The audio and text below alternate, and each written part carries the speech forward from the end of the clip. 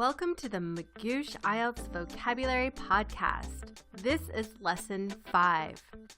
In this episode, we will cover 4 words all related to travel: accommodation, transport, attractions, and high-rise. Don't forget to check out our show notes for a link to your free IELTS vocabulary list containing these words and others. And visit us at ielts.magoosh.com for more great resources to improve your IELTS band score. Okay, let's get started. I'd like to introduce you to your teacher, Eliot. He is the Magoosh IELTS expert, and here's a fun fact about Eliot.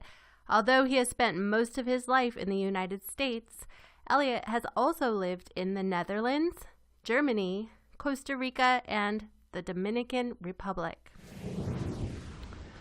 Hello, Magoosh IELTS podcast listeners. Welcome to today's show. I'm Eliot, the IELTS expert from Magoosh. Today we're going to look at 4 words that will be useful for the listening section of the IELTS. Travel and locations are commonly discussed in IELTS listening conversations, as well as in some IELTS listening solo speeches.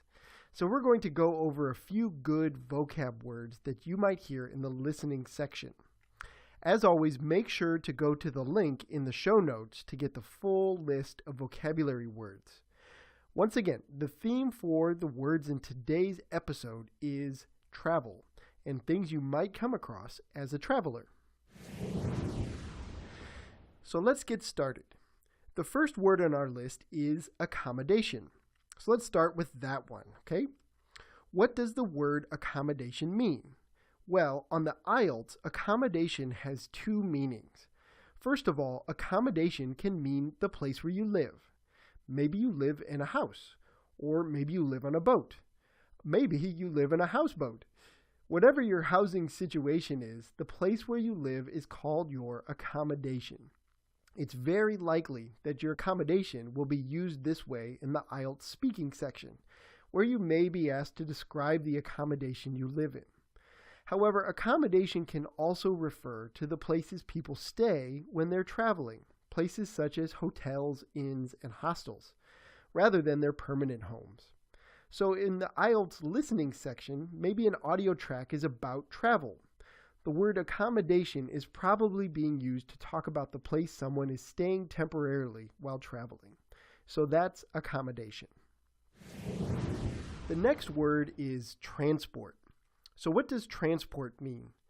Well, the word transport refers to the way that people move from one place to another, if they aren't walking. In IELTS conversations, there's often talk about long-distance transport, such as trains and airplanes taken to holiday destinations.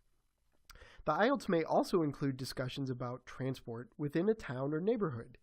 In these cases, transport could be by car, bicycle, scooter, or bus, which are all ways you might get to local places like work, school, or the supermarket. Transport is the name for whatever you use to get around.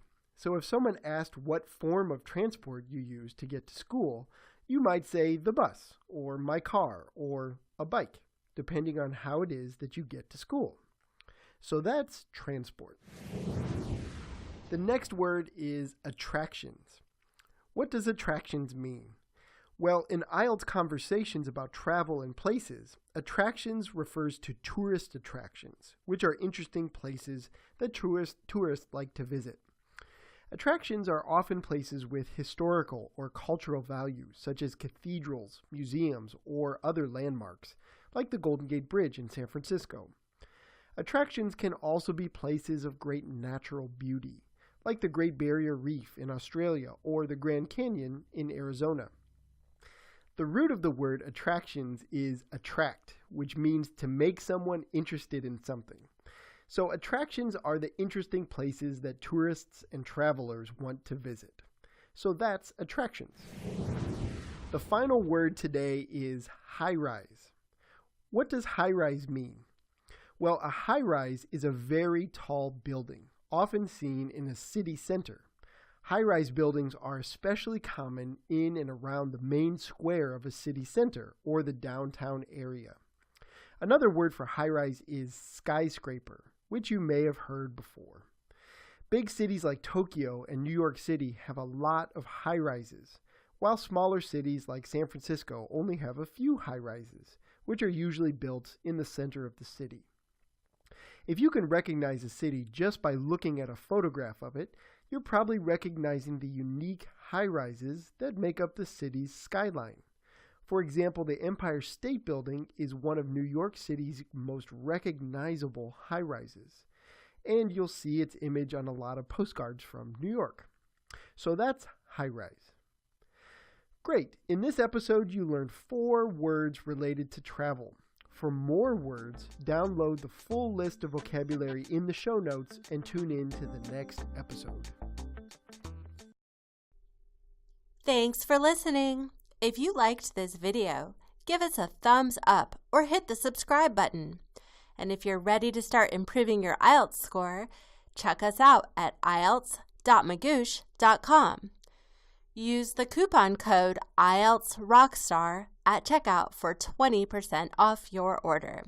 That's IELTSRockstar at checkout for 20% off. Happy studying!